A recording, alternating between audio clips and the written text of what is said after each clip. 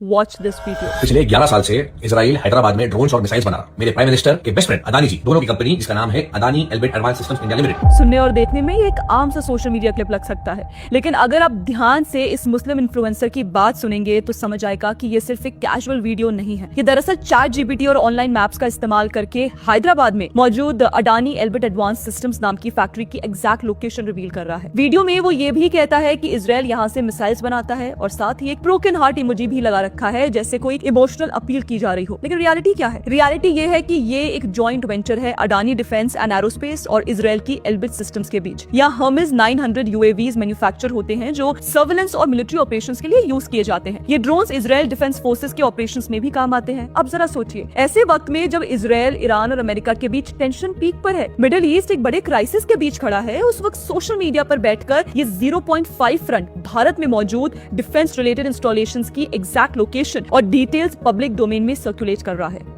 ये सिर्फ एक रिस्पॉन्सिबल एक्ट नहीं है, ये सीधा सीधा नेशनल सिक्योरिटी के साथ कॉम्प्रोमाइज करने जैसा है। और ये कोई आइसोलेटेड केस भी नहीं है। इसी इकोसिस्टम में कविश अजीज नाम की एक कथित पत्रकार का भी नाम सामने आता है, जिन्होंने सोशल मीडिया पर पोस्ट करके Hyderabad based Israeli defence manufacturing unit की इन्फॉर्मेशन शेयर की और वहां मैन्युफैक्चर हो रहे डिफेंस इक्विपमेंट्स के बारे में भी डिटेल्स पब्लिक डोमेन में डाल दी। अब सवाल ये उठता है कि आखिर क्यों एक विशेष समुदाय से जुड़े कुछ लोग अपने ही देश की डिफेंस इंफ्रास्ट्रक्चर से जुड़ी सेंसिटिव इन्फॉर्मेशन को दुनिया के सामने रखने में लगे हुए हैं। हैदराबाद की जिस फैक्ट्री की लोकेशन आज वायरल वीडियोस में दिखाई जा रही है, वो कोई नई फैसिलिटी नहीं है। ये लगभग 11 सालों से इंडिया में ऑपरेट कर रही है। यहाँ डिफेंस इक्विपमेंट बनते हैं और एक्सपोर्ट भी होते हैं। फिर अचानक से अब क्यों कुछ लोग इस फैक्ट्री को लेकर इतने कंसर्न हो गए हैं? अगर इन्हें इजराइल के मिसाइल्स या ड्रोन से इतनी प्रॉब्लम है, तो फिर वही कंसर्न ईरान के लिए क्यों नहीं दिखाई देता? ईरान भी अपने ड्रोन्स और मिसाइल्स के जरिए मिडिल ईस्ट में अटैक्स करता रहा है, लेकिन उन पर एक शब्द भी नहीं बोला जाता। ये कौन सा सेलेक्टिव आउटरीच है? एक तरफ भारत इजराइल के साथ डिफेंस टेक्नोलॉजी और मैन्युफैक्चरिंग में पार्टनरशिप कर रहा है ताकि अपनी सिक्योरिटी को मजबूत बना सके।